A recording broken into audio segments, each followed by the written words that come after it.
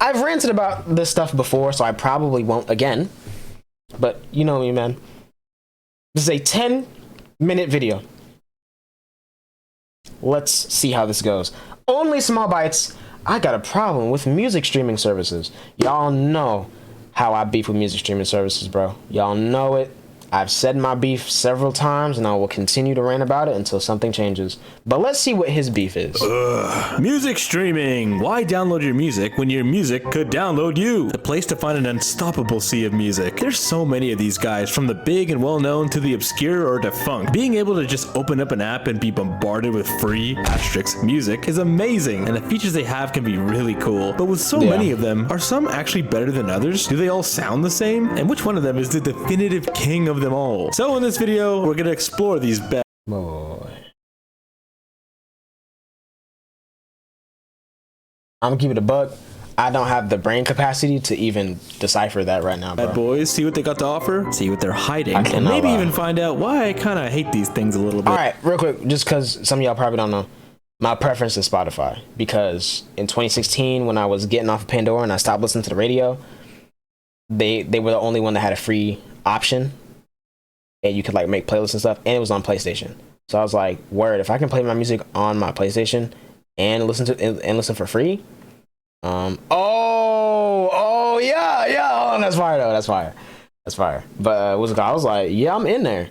And then I made a bunch of playlists, and then Apple Music had a free option, but I was like, I don't want Apple Music because I'm locked in with Spotify.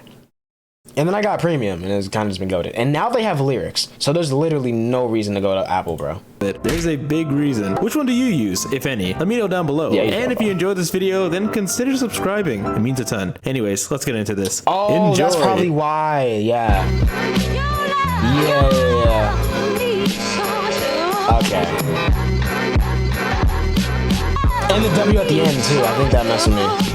I wouldn't mind checking out a streaming site in this vid. You know, people are uploading music onto these things constantly, with Spotify saying there's over 60,000 songs uploaded every day. That's a lot of Thomas. That's crazy. It's probably double that on Fridays, though. What? Someone did the math that it's more like 20,000? And Spotify just inflated the numbers? Also, you're actually speaking gibberish and I'm just putting words in your mouth? Yikes. You can't trust anybody! And then you can listen to it on the files. Oh, that's real, bro. See, now you got to get on my level, though. Peep this. You can't see it on this computer because it's not on this computer. But I got my local. Hold on, because this is actually not my local files. Oh wait, I forgot I have another. I have a playlist with them. Okay, and I closed Spotify for some reason. I'm tripping. Hold on. Let me find it. Here we go. These are songs I downloaded on my Mac and on my phones. Look at this. 788 songs that were not on streaming that I downloaded. And of course, these albums are in there. These are albums that never came out to streaming or have recently, like Live Love ASAP is now on streaming. So I really have no reason to have this, except there's a few songs like Kiss and Pink that didn't make it to the album version that was released on streaming. Comeback Season for some reason isn't on here. In Abundance got deleted, but some of the stuff is coming back to streaming, so I guess some samples are clearing or whatever the deal was, you know. But like, get on my level. Just saying. Not the flex, you know what I'm saying? I don't really want to flex like that, but you know, I do this for real. There's a dreaded under 1,000 mark. I'm sorry to any artist that's in that right now, but every time I see that, I feel like I'm on the wrong side of Spotify. There's a lot of these guys, like a lot, and they got many costumes. The big ones, of course, being your usuals. Let me blindfold myself here. Yeah, these are pretty much. I wouldn't even count YouTube Music as a main streaming service as of right now, just because I literally have not heard of anybody being like, yo, this new album drop, I gotta save this to my YouTube playlist or something like that. Like, I never heard anybody say that.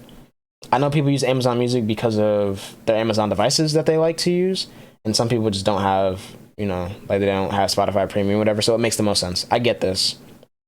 Apple, some people genuinely just have an Apple preference, and I respect it now, but I never used to, because like, why would you do that? And then Spotify, like, we're superior, I ain't gonna lie. No, I had time gonna I can make a whole album. But struggle. Nah, literally, bro. I feel that I never even downloaded music when I was younger, because I relied on streaming services or YouTube, you know, because I wasn't into as much music, so it wasn't hard to listen to what I wanted to hear. You know what I mean? I didn't get into any underground artists when they were still underground when I was younger. I was kind of just listening to popular music at the time, for real. If I'm being honest, there's a few songs that weren't popular then that are now, so they kind of don't count. And I'm kind of the person where I always find people before they blow up. Like Billie Eilish was already big a little bit because of Ocean Eyes coming out in 2016, but people forgot about her. And I heard 6 Feet Under on Spotify, or no, not Spotify, on SoundCloud in 2017, and I was like, hold on, this is actually a really good song. Like, she gonna go crazy. Literally, not too long after that, she blew up, and then got even bigger after that. You know what I mean? Like Juice WRLD, I heard Juice WRLD kind of around the same time as most people when Lucid Dreams came out. Like literally right when it came out, I heard it. I heard Sticks and Stones on Spotify back when it was called Sticks and Stones. Like, you know, like I be finding people before they blow up for real. But when I was younger, I was listening to popular stuff, bro. Whatever was on the radio, whatever was in my YouTube recommendations, that's really it. Spotify, Apple Music, YouTube. Hey, that's me. Amazon Music, and Deezer. I'm gonna keep it a buck, bro. I know it's tough out here. I know it's tough out here for a G. I know that. I'm aware. All right. The economy's crazy right now. Gas prices are wild. It's hot. You know what I'm saying? It's hard to get women. Not really, but it's difficult. But if you're listening to music on Deezer, you need help. Like, you need help, bro. You're listening to music on Deezer. This is the equivalent of listening to music on DatPiff consistently in 2022. Why are you using Deezer? Like, literally, why? There's no reason to listen to music on Deezer. It's not that deep, bro. It's actually not. I would literally rather listen to brand new music from artists that nobody knows on Bandstand and help grow them as artists and build their careers than listen to music on Deezer. I always see you pop up in articles and stuff, but like, I've never met a single Deezer. Wait a minute. Literally? Technically, the most popular streaming site on the planet is YouTube. But globally, for actual music, the biggest three are Spotify, Apple Music, no surprises there. But third place, actually a tie between Amazon and Tencent Music, a Chinese 10-cent music. Oh, a Chinese thing. Okay, that makes sense. service. Last year, Peeps estimated there was over 500 million subscribers across all these sites, and that was last year alone. I can imagine it's gone up crazy since then, at least by one. I have mixed feelings about streaming in general. On one hand, it's such a great and convenient way for me and you to listen to anybody you want, whenever you want. Asterisks. But on the other hand, I feel there's even more a disconnect between me and the artist, like there wasn't one already. Before, there was a drive to go to people's websites and check out other stuff they did, or go to intermediate websites like Bandcamp or SoundCloud, which just feels more closer to the artist. Bandcamp and SoundCloud, they kind of fell off only because the artist did as well. Bandcamp is good for, you know, newer artists that are really in wanting to be in control of their stuff. And in SoundCloud, like, if you're like a new artist on SoundCloud right now, like, you kind of need to like step it up, bro. I ain't gonna lie. You gotta hit up DistroKid, get your stuff on Spotify, bro. At least keep it on SoundCloud too, though, for the people that are always on SoundCloud. I'm not one of those people anymore, but like, get your stuff on streaming for real. You know, because it's actually them uploading the music instead of Jacob G Stream doing it. Because we have so much music at our disposal now, it's a lot harder to become invested into a piece of work, knowing I can find 20 other people doing the same thing really easily. And versely, as an artist, it's a lot harder to stand out on these things, which has led to a lot more people getting creative in an attempt to stand out. I mean, to stand clout, my bad. You also hear all the time about artists getting screwed from companies over how much is being given to them off their streams, because, it's not enough you're making the music. You don't need all that money, too. What do you need to eat? Nah, you make TikTok. Now, obviously. Okay, I can rant about this real quick. I'm sorry, I have to. You need to eat? Nah, you make TikTok. Monclaw for me, brothers, because it took down one of his songs. But yeah, that's real. SoundCloud is definitely goated. It's I feel like it had its run when it comes to a really like a plethora of artists being discovered on there and really blowing up and all that stuff. And it still works, obviously. There's plenty of people that have blown up in recent years and did the SoundCloud thing still. Shout out to them. But I feel like it's definitely going to fade out very quickly. Because like I said, I don't even go on SoundCloud every 2 weeks most of the time. I did the past couple of weeks because there was a couple songs on there that I didn't have downloaded yet. But guess what? A couple days ago, I downloaded them and I have them on Spotify now. There's literally no reason for me to open SoundCloud right now. There isn't. There's no reason. You know, so I feel like it's just harder because most people in the mainstream just aren't on there anymore. And everybody in the underground kind of just circulates. That's really it. It doesn't really grow as much. It can happen, but it's not, you know, the same. So, but this whole thing, I feel like I ranted about this with Gail already. She was the first person that I noticed because I heard something about it and then I saw it and I was like, whoa. Literally all of these, my label took my phone and told me to make a TikTok thing for my new song is so annoying and weird, bro. It's so weird. Like, I get it, but like, bro, it's never this deep to where you literally have like this caption on a video. If anything, and this is what I feel like, why I feel like TikTok is the move for growing as an artist, for sure. I mean, for growing in general, but especially as an artist, just do something goofy, make a meme, start a trend or whatever with your song to like blow it up. Now, I don't mean make a song with the intent of it blowing up on TikTok and going viral and then making you know, money off of it, like Tootsie Slide. I feel like that was kind of a stupid thing to do, but it's understandable, right? But like, bro, just make a song, because regular songs go viral. Make a song, find a part that's kind of marketable, make a basic TikTok, post it everywhere, and then let everyone do the rest. Like, just do it. My dad told me I was a failure. My song was trash. He's never gonna blow up. Let's put, like, literally, bro. Like, it's not worth it. Because if I see something like that, I'm intentionally going to prove you wrong and like never listen to your music. Cause like, what are you doing, bro? It's so weird. Like, why are you trying to trick me into liking you? Like, why are you tricking me into liking you? You know, that's what they be saying. It's literally these scenarios. Like, it's so stupid. They be saying that.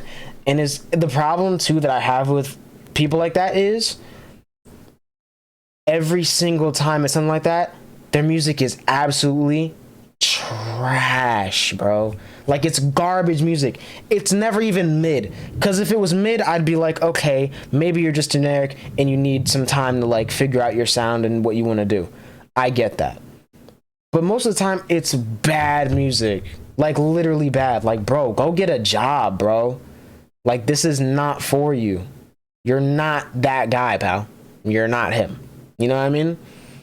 It's weird. And I feel the same way about these artists that are like trying to fabricate, you know, or trick people into listening to their stuff out of, you know, whether it's their fans trying to feel empathetic or what, or something like Gail trying to make it seem like you're just coming up with these hits off the dome for a TikTok out of nowhere, and then boom, I'm this big artist. Like, nah, bro, you had your label deal. This was literally an A&R that gave you the idea for the song, sort of, because it was already a finished song, probably. And then you did the TikTok, and then it blew up. Like, it's just weird, bro. Now, obviously, not all record companies are the son of Satan. These guys have pretty strong rosters. You don't hear as much stuff coming from them compared to others. Okay, yeah, that's true. I'd never really hear anybody ranting about these labels that much. Some are actually the son-in-law. But man, it's hard to believe streaming took over in a snap. Everything happened so fast. The switch from physical to digital, that couldn't have been a... Nah, literally, bro. I love those comments because it's like your dad was right or whatever, like stuff like that, because it'd be so bad. Like, it'd be bad music. If it was good music, I'd understand. And I would definitely support bro, because it's like, that sucks. You know what I'm saying? You should prove him wrong. But people that actually make good music don't say stuff like that. They just let their music speak for itself. Smooth transaction. Well, if I want to start somewhere, I could start at Napster. The first significant music... Napster!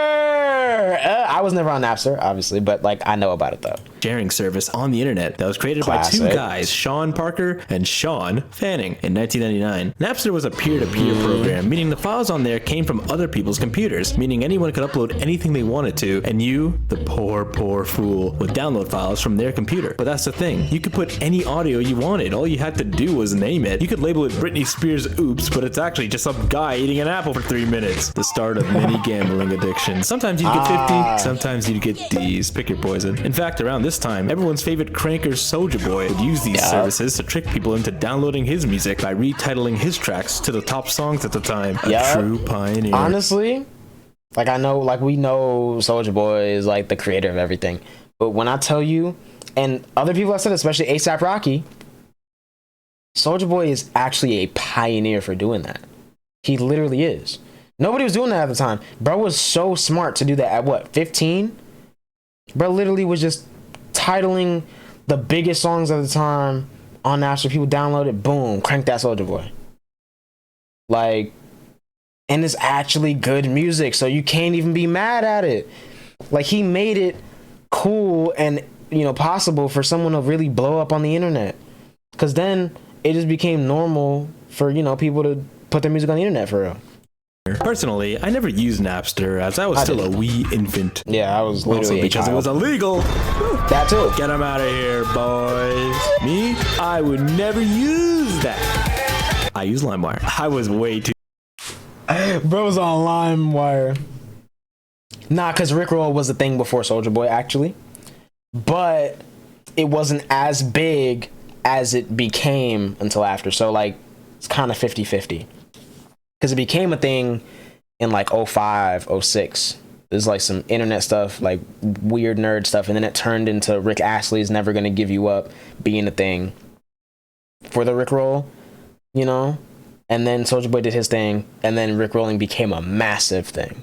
So, I don't know. It's 50-50. Too young to even begin to even think about using a computer, so Napster was before me. It's kind of crazy. All their legal troubles really began literally a year in 2000, when Metallica found out a demo of their song I Disappear was being passed around on the service, which, upon investigation, found everything was on there. Dr. Dre found a similar case with his stuff, and thus the ball got rolling. This would all culminate into a lawsuit filed by the RIAA, which basically represented I don't know, the RIAA, they kind of wild, bro. All the labels, and after one of the most important lawsuits in the history of music, it was forced to shut down in 2001. Napster was gone, but by then, it was too late. The impact it had on the music industry was enormous. We're still feeling the shockwave of that today, because with Napster brought the idea of online music, and since that was planted in people's brains, it ain't ever coming out. A bunch of copycat programs would come and go and cement online music as a force to be reckoned with. But pretty much after the lawsuit, the record biz quickly realized they had to come up with something fast that belonged to them, so this wouldn't happen again. The answer would come through the invent of the online music store, websites and services allowing people to buy their music directly and play them either online or on their own MP3 players. Those rocks. A bunch of stores were made around this time from a multitude of companies, but the largest and most stable one would be iTunes, created in 03 to stand beside the iPod. But one of the first dedicated streaming sites would be Deezer, a French site launched in 07, which planted the idea for a dedicated music streaming service.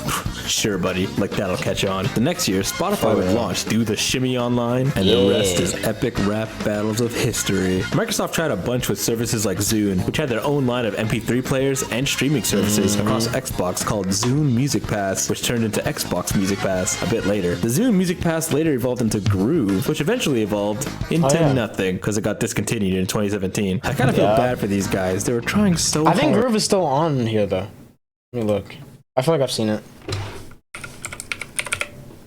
Yeah, it is. I think. Or maybe not. Maybe it's just... Yeah, no, that's a search. Never mind. It's not on here still. Just not where it mattered. Yikes. Package for Mr. Bites? Package for Mr. Bites? Never gets old. Okay, let's have a look. Oh, sweet. It's an early access pass to this new streaming site opening soon. Okay. Sweet. That makes me think, like, in the grand scheme of it all, this stuff is still pretty recent, and companies are still trying to figure out the best way to milk everyone's wallets. I wonder what all the patient zeros thought about this tech, like the first wave of people that bought into this stuff when it was still in development. Now, I've been talking about the old stuff, but we're in 2022 now, Bites. So what are some of the streaming sites anyways? Well, there was Beats Music, created by the I remember I when Beats Music first came out, I literally tried to get on it, but it's just so weird. Like, you basically have to pay for everything.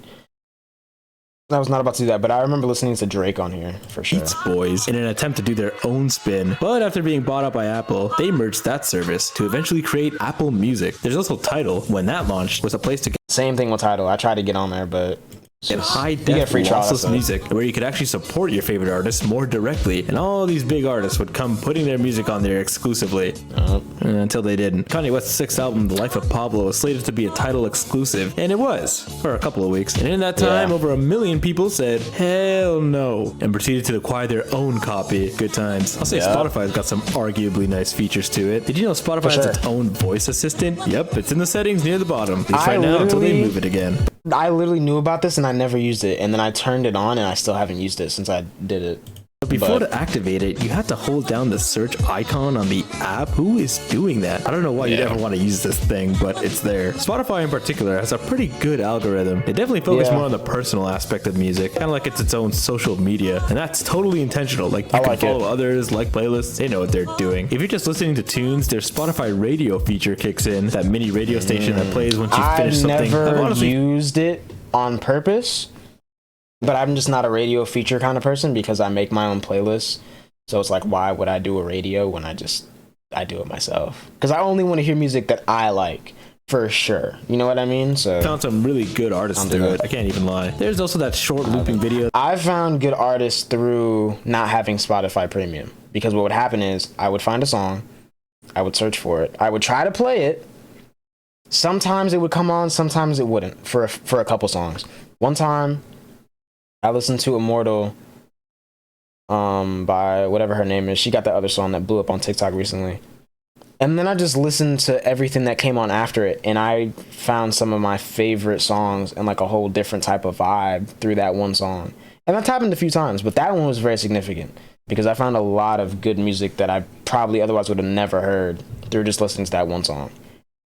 But even so, that wasn't really a radio feature. That was just like trying to play similar music after that one song ended. That plays behind certain songs. That's actually called Spotify Canvas, and before it was only available to people with a certain number of plays, but now everyone could use it. These are always fun to look at because everyone becomes a mini director. Or just gets lazy. Apple Music is hard to make playlists for you and to listen to my likes, get to watch songs I found. See, this is why I have the Spotify in the, you know what I'm saying, up here, bro. Look at this, dog. I got a bunch of playlists. Some of these I don't use anymore. Some of these I haven't updated in a minute.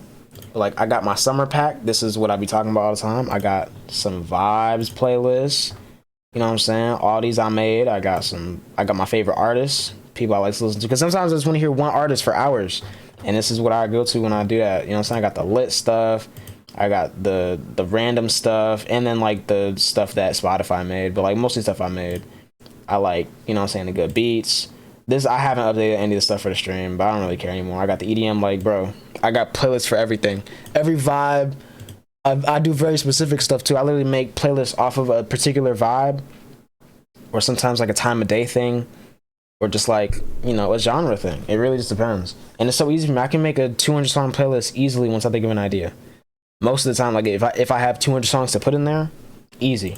Case. At one point, they were the biggest. There's something I gotta work on though. Like, there's some I started but never really actually did, because I have so many songs liked. It just takes a while to get everything in a playlist sometimes. And I do long playlists. I don't care.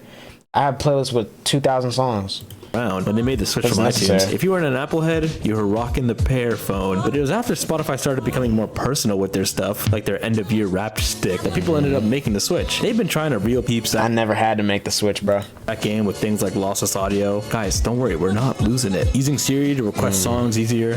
What are you gonna use? Bixby? And as people pointed out to me, Apple Music does allow GIFs now. Looks a little weird if it wasn't intended, but the feature is appreciated. Didn't update Donald though.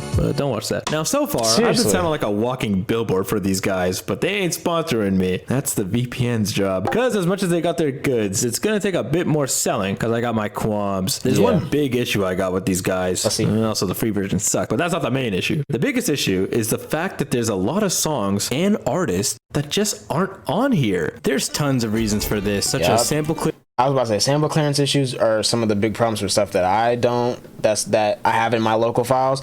But other than that, bro, there's just so much stuff that isn't on here, and then a bunch of stuff that literally nobody listens to. It makes no sense. Label disputes, and much more. But because of that, it's like every third song you want has gone MIA, and labels know that. Some artists actively make an effort not to put their stuff on these sites, mainly Spotify, for the way they handle things on the business side. But some artists are in a constant struggle to get their stuff on here, or had it at one point, and now it's gone. At least they tell you. Literally, bro, like...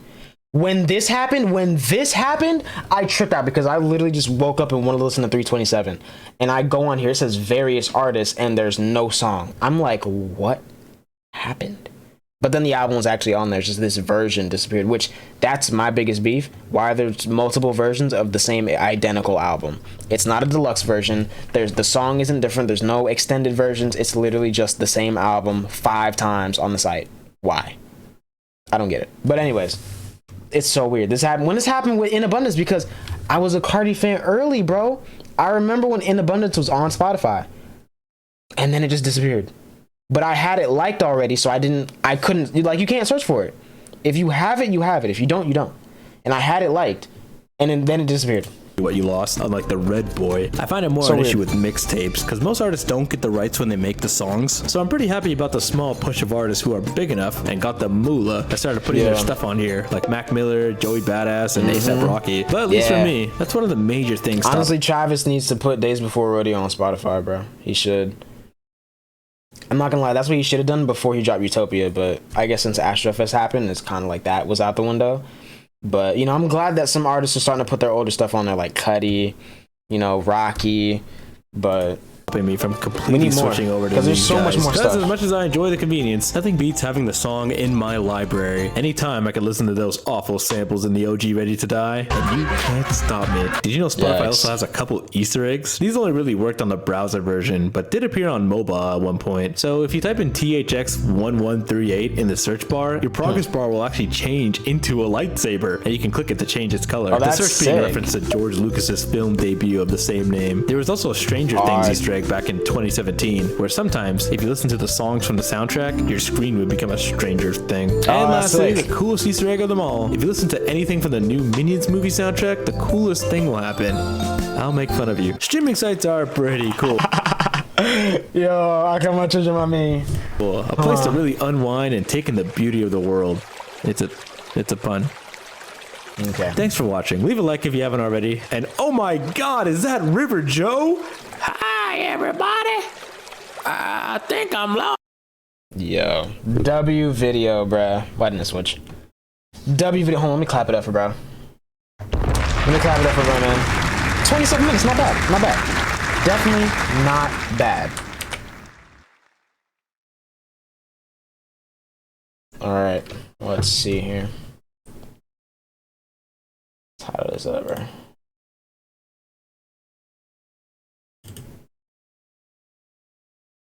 Oops. Only small bites. I actually almost typed that entirely right. Nice. Okay, wait, hold on, I messed it up.